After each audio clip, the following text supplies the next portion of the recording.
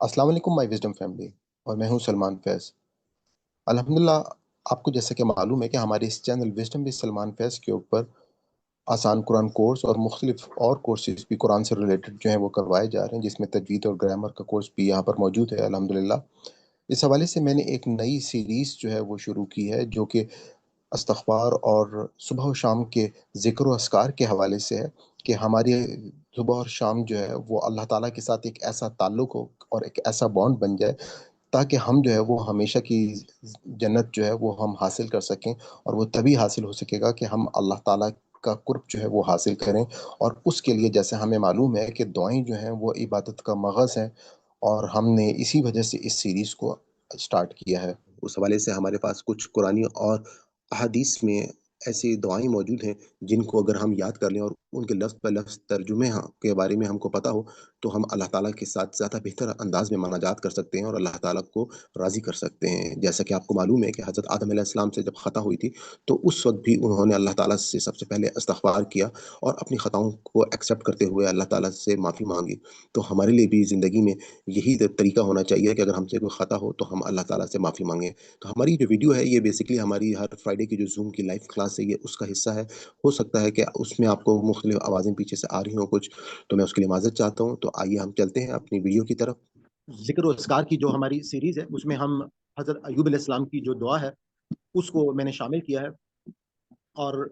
یہ سورہ انبیاء کی آیت نمبر 83 ہے۔ میں یہ پہلے یہ آیت آپ کے سامنے پڑھ لیتا ہوں کہ وَأَيُّوبَ إِذْ نَادَى رَبَّهُ أَنِّي مَسَّنِي الضُّرُّ وَأَنْتَ أَرْحَمُ الرَّاحِمِينَ۔ اور اس کا جو بامحاورہ ترجمہ ہے کہ اور یاد کرو ایوب علیہ السلام کو جب انہوں نے اپنے رب کو پکارا کہ مجھے تکلیف پہنچ گئی ہے اور تو سب رحم کرنے والوں سے زیادہ رحم کرنے والا ہے۔ یہ جو دعا ہے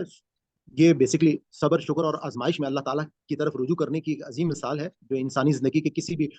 کرب، بیماری یا مصیبت میں مبتلا ہو اس کے لیے یہ دعا شفا اور سکون کا پیغام ہے۔ یہ دعا کو میں نے اسی لیے آج چوز کیا کیونکہ ہم میں سے بہت سارے لوگ جو ہیں وہ مختلف قسم کے آزمائشوں اور تکلیفوں سے گزرتے ہیں، اور ان آزمائشوں اور تکلیفوں کے حوالے سے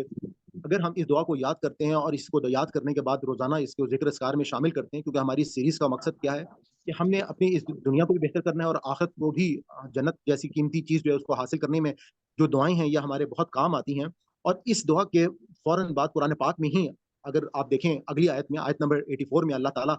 اس دعا کے بعد فوراً جواب دیتے ہیں کہ تو ہم نے ان کی دعا کو قبول کیا اور ان کی تکلیف دور کر دی اور انہیں ان کا کنبہ عطا فرمایا اور ان کے ساتھ ویسا ہی اور بھی عطا فرمایا اپنی طرف سے رحمت اور عبادت گزاروں کے لیے ایک سبق کے طور پر۔ یعنی کہ یہاں سے ہمیں اس بات کا پتہ چلتا ہے کہ یہ دعا جو ہے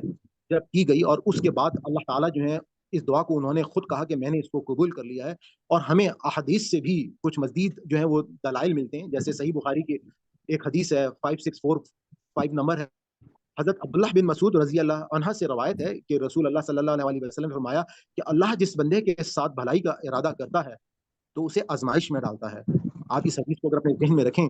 کہ ہماری دنیا میں جن لوگوں کو تکالیف ملتی ہیں، آزمائشیں ملتی ہیں، تو یہ کتنی بڑی بات ہے کہ صحیح بخاری کی حدیث ہم کو بتاتی ہے کہ اللہ کو جس بندے کے ساتھ بھلائی کا ارادہ ہے، یعنی کہ اللہ تعالیٰ جس بندے کے ساتھ کوئی بھلائی کرنا چاہتے ہیں، اس کو جنت جیسی بڑی قیمتی جگہ جو ہے وہ عطا کرنا چاہتے ہیں، تو اس کو دنیا میں تکالیف جو ہے وہ دی جاتی ہیں۔ اور اسی طریقے سے ایک سنن ابی ماجہ کی ایک روایت ہے کہ سب سے سخت آزمائشیں جو ہیں وہ انبیاء پر آتی ہیں اور پھر ان کے بعد درجہ بدرجہ، یعنی کہ جس شخص کے پاس زیادہ تکالیف اور آزمائش زندگی میں آ رہی ہوں تو وہ یہ سمجھ لے کہ اللہ تعالیٰ جو ہے وہ اس شخص کے درجات جو ہے وہ بڑھا رہا ہے۔ اور یہ جو دعا ہے اس کی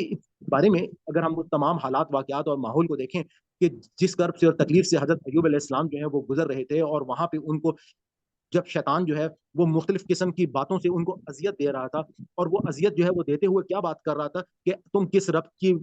جو بات کرتے ہو، کہ تم جس رب پہ ایمان رکھتے ہو، اگر وہ رب ہوتا تو وہ تمہاری اس تکلیف کو محسوس کرتا، دیکھتا اور تمہاری اس تکلیف سے نکال لیتا۔ تو یہ باتیں سنتے رہے، اور اس سننے کے بعد جو ہے جب ان کی بس ہو گئی تو انہوں نے اللہ تعالیٰ سے دعا کی کہ اللہ تعالیٰ بھلے آپ نے مجھ کو تکلیف دینی ہے، مجھے آپ نے جو میرے نصیب میں لکھا ہے، لیکن کم از کم مجھے اس شیطان کی ان باتوں سے بہت زیادہ اذیت ہوتی ہے کہ وہ آپ کے اور میرے اس تعلق کو جو ہے وہ پن پوائنٹ کر رہا ہے اور مجھ کو اس سے جو ہے وہ اذیت دے رہا ہے۔ اور آپ جو ہے وہ اس وقت اللہ تعالیٰ سے انہوں نے یہ دعا کی، اور اس دعا کو کرنے کے بعد جو ہے اگر آپ اس کی خوبصورتی اور دیکھیں کہ اس میں صبر اور شکر کا ایک حسین امتزاج جو ہے وہ آپ کو ملتا ہے، عاجزی کا اظہار آپ کو ملتا ہے، اللہ پر مکمل اعتماد آپ کو اس دعا کے اندر جو ہے وہ ملتا ہے۔ یعنی کہ یہ دعا کے اگر ہم فوائد اور دیکھیں کہ یہ دعا جو ہے یہ ہر قسم کی تکلیف، بیماری، دکھ اور آزمائش اور رزق کی بندش میں پڑھنے کے بعد بہت مؤثر ہے. یعنی کہ ہمارے لیے دنیا میں دیکھیں تو زیادہ تر یہی مسائل ہیں. کسی کو بیماری جو ہے تو اس میں یہ شفا کرتی ہے، رزق کی تنگی ہے تو اس کو دور کرتی ہے، مشکلات میں آسانی کے لیے ہے، دل کو سکون اور تسکین دیتی ہے، اور اللہ تعالیٰ کی رحمت کو متوجہ کرنے کے لیے ہے. اور اس دعا کو اگر ہم عملی طریقے کو دیکھ لیں تو روزانہ 5 وقت کی نماز کے بعد 7 یا 11 دفعہ اگر اس کو پڑھیں تو اس کا بہت فائدہ ہے. بیماری یا پریشانی میں مسلسل ورد کرتے رہیں، جمعے کے دن خاص طور پر اس کا ورد کریں اور دل سے یقین اور عاجزی کے ساتھ مانگیں، اور وہ تمام کا تمام حالات، واقعات، ماحول جو ہے حضرت ایوب علیہ السلام کا اس کو ذہن میں لے کر آئیں کہ کس طرح سے اللہ تعالیٰ نے ان کو جو دنیا کی نعمتیں تھیں وہ تمام کی تمام نعمتیں ان سے چھین لی، لیکن اس کے باوجود ان کے پاس جو تھا وہ ان کے اندر عاجزی تھی، ان کے اندر صبر تھا، اور اس تکلیف کے عالم میں بھی وہ اللہ تعالیٰ کا ہر حال میں صرف شکر ادا کر رہے تھے. اور وہ اپنے یعنی کہ ہمیں جس طرح سے پتہ چلتا ہے کہ ایک کیڑا ان کے جسم سے اتر کر جانے لگا تو اس کیڑے کو انہوں نے دوبارہ سے اپنے جسم پر ڈال دیا کہ تم میں جب اللہ تعالیٰ نے یہ تکلیف میرے لیے دیکھی ہے تو کدھر جاتا ہے، اس زخم کو جو ہے وہ تو کھاتا رہے اور میں جو ہوں اس تکلیف کو برداشت کروں گا کیونکہ میرے رب نے میرے لیے یہ تکلیف جو ہے وہ چنی ہوئی ہے. تو اب آپ یہ دیکھیں کہ جب صبر کا یہ لیول ہوتا ہے اور عاجزی کا یہ لیول ہوتا ہے تو اپنا اللہ تعالیٰ جو ہے وہ خود اس ہم نے جو اگلی آیت پڑھی اس میں اللہ تعالیٰ نے اس دعا میں خود جواب دیا کہ جب آپ دعا یہ کرتے ہیں تو اللہ تعالیٰ اس دعا کو جو ہے وہ قبول کرتے ہیں. خاص طور پہ بیماریوں کے لیے یہ دعا جو ہے یہ پڑھنی چاہیے. اس میں جو شروع والا حصہ تھا جو میں نے پہلے پڑھا تھا وہ بیسکلی قرآن پاک میں پوری آیت کو میں نے لیا تھا. تو یہاں پہ جس وقت آپ نے اس دعا کو پڑھنا ہو اپنے لیے تو آپ ربی انی، کہ اے میرے رب انی، اب ہم اس کا لفظ بلفظ ترجمہ میں آپ کے سامنے پڑھ رہا ہوں کہ ربی اے میرے رب انی، کہ بے شک مجھے مسنی، مس کرنے سے ہے، مسنی مجھ کو چھوا ہے، الدر یعنی کہ اس تکلیف نے جو ہے وہ چھوا ہے. یعنی کہ وہ تمام تکلیف جو میں نے ابھی آپ کو ایکسپلین کی ہیں کہ ان کے بچے ان سے چھن گئے، ان کی صحت ان سے چھن گئی، ان کے مال دولت سب کا سب جو ہے وہ ان سے چھن گیا. اور اس وقت جو ہے وہ اللہ تعالیٰ سے اپنی اس عاجزی کا اظہار کرتے ہوئے کہا کہ رب انی مسنی الضر، کہ اے میرے رب مجھ کو جو ہے وہ اس تکلیف نے چھوا ہے. اور صرف کیا کہا ہے وانت ارحم الراحمین، اور تو جو ہے وہ بہترین رحم کرنے والا ہے. تو یہ دعا جو ہے اس کو آپ نے یہاں پہ دیکھا. اس کے حوالے سے یا کوئی اور آپ کا اگر یہاں پر سوال ہے تو آپ یہاں پہ کر لیں. وآخر دعوانا ان الحمد للہ رب العالمین. جی پلیز. میرے پاس ایک کوشچن ایک سسٹر نے بھیجا تھا، میں وہ کوشچن بھی آپ کے سامنے رکھ لیتا ہوں تاکہ میں اس کا جواب دے دوں. ان کا سوال یہ تھا کہ مذہب اور دین میں کیا فرق ہے. اس سوال کے حوالے سے میں آپ کو تھوڑا سا یہ بتا دوں کہ مذہب اور جو دین ہے بیسکلی اگر ہم قرآن پاک میں دیکھیں تو قرآن پاک میں مذہب کا لفظ نہیں استعمال ہوا، وہاں پہ صرف دین کا ورڈ استعمال ہوا ہے. اور دین جو ہے وہ ایک براڈر ٹرم ہے، اور اصل میں اللہ تعالیٰ نے قرآن پاک میں جس سینس میں آپ مذہب کو لیتے ہیں اور دین کو لیتے ہیں تو بیسکلی دیکھا جائے تو یہ دونوں لفظ ایک دوسرے کے قائم مقام ہیں، اور دونوں کے معنی جو ہیں وہ نارملی سیم ہی ہیں. لیکن اس میں مختلف آپ یہ کہہ سکتے ہیں کہ مذہب کے حوالے سے جو ہم اگر قرآن پاک میں اگر ورڈ دیکھیں تو سبیل کا ورڈ آتا ہے، ان کے راستے کا ورڈ آتا ہے کہ مذہب جو ہے وہ ایک راستے کو بھی کہا جاتا ہے. یعنی کہ کچھ علماء جو ہیں وہ اس بات پہ قائم ہے، اس رائے پر قائم ہے کہ یہ جو ہے جو راستہ ہے یعنی کہ دین کو آگے، جیسے ہمارے پاس مختلف قسم کے مسالک ہیں تو اب وہ کہتے ہیں کہ دین جو ہے وہ اصل دین ہے، اور اس کے بعد جو مسالک ہیں وہ مسالک کیا ہوں گے، وہ راستہ ہے. یعنی کہ جیسے ہم یہ کہہ سکتے ہیں کہ حنفی مذہب، اسی طریقے سے شافی مذہب یا اہل حدیث مذہب، اس طرح سے لوگ جو ہیں یہ رائے دیتے ہیں. لیکن کوئی بھی شخص جو ہے وہ یہ بات نہیں بولتا کہ حنفی دین یا شافی دین یا اہل حدیث دین. یعنی کہ اصل میں دین جو ہے وہ ایک ہی ہے، اور اس کے بعد مختلف قسم کے وہ طریقے ہیں، وہ مختلف راستے ہیں. تو اس لیے ان مسالک کے لیے مذہب کا ورڈ جو ہے وہ استعمال ہوتا ہے. لیکن اگر ہم پوری دنیا میں دیکھیں تو مذاہب کے حوالے سے انٹرنیشنلی آپ یہ کہہ سکتے ہیں کہ یہ ایک اس طرح سے وہ براڈر ٹرم بن جاتی ہے کہ جس میں ہم یہ کہیں گے کہ ایک جو ہے وہ الہامی مذاہب ہیں اور ایک جو ہے وہ غیر الہامی مذاہب ہیں. الہامی مذاہب جو ہے آپ کو معلوم ہے کہ جن کو اللہ تعالیٰ نے یعنی کہ جو حضرت ابراہیم علیہ السلام کے بعد جو ہیں وہ آئے، جس میں بنی اسرائیل بھی ہے، آپ کو معلوم ہے کہ عیسائی ہیں اور یہود ہیں اور اسی طرح سے مسلمان ہیں، یہ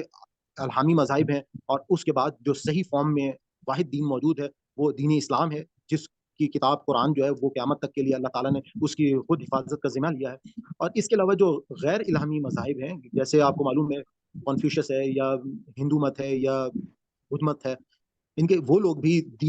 دنیا میں لائف گزارنے کا جو ہے وہ طریقہ بتاتے ہیں. یعنی کہ اگر ہم ایک ڈیفینیشن دیکھ سکیں تو میں اس کو اس طرح سے کہہ سکتا ہوں کہ آپ اس کی ڈیفینیشن کو اس طرح سے لیں گے کہ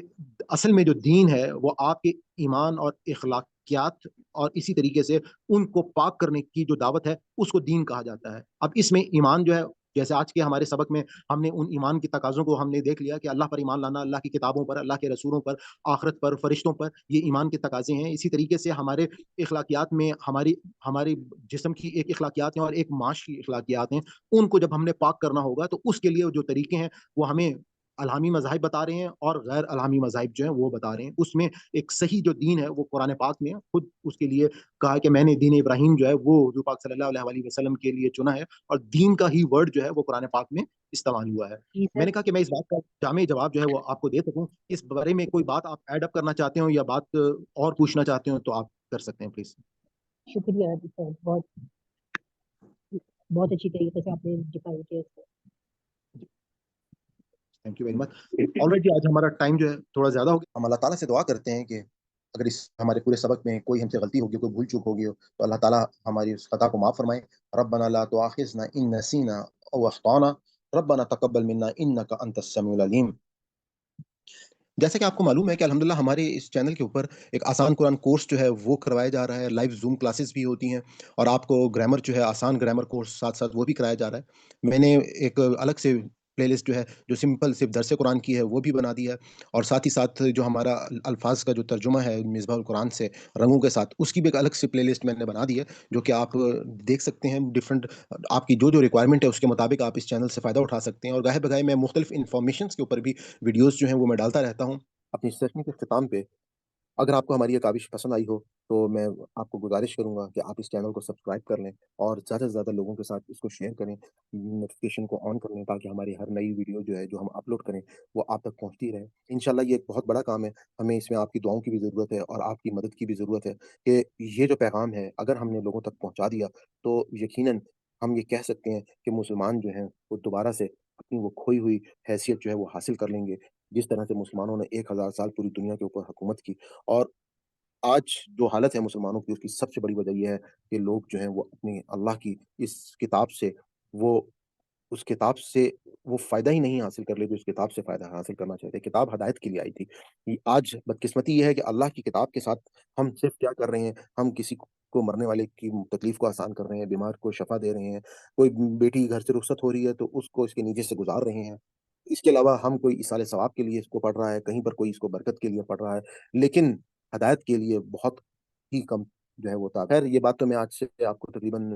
20-25 سال پہلے کی بتا رہا ہوں، لیکن آج کے دور میں جس دور میں آپ موجود ہیں الحمدللہ لوگوں کو یہ شعور جو ہے وہ آنا شروع ہو گیا. خاص طور پہ سوشل میڈیا کی مدد سے لوگ جو ہے وہ دین کے بہت قریب ہوتے جا رہے ہیں کیونکہ یہ دین جو ہے وہ ان تک آسانی سے پہنچ رہا ہے. تو میں اجازت چاہتا ہوں. آج آپ کا بہت بہت شکریہ. اللہ حافظ. انشاءاللہ نیکسٹ ویڈیو میں آپ سے ملاقات ہوتی ہے.